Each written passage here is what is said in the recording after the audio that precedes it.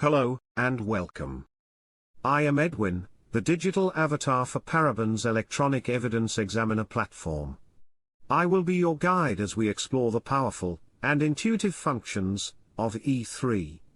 In this video we will process an Apple iPhone 13. Once the iPhone is connected to the PC, and all passcodes have been disabled, you can begin processing the device. The iPhone drivers are part of the E3 mobile driver pack. Ensure you have this driver pack installed, and a proper cable for the device. As the device connects, the drivers will load, and your acquisition options will appear. Typically the logical acquisition option is selected. With this option you will be able to see the majority of the data on the iPhone.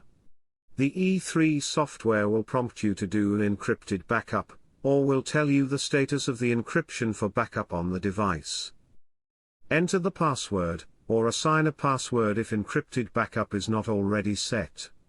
The encrypted backup will allow the collection of data associated with apps and the Apple keychain. These are valuable pieces of data that should be collected at every opportunity.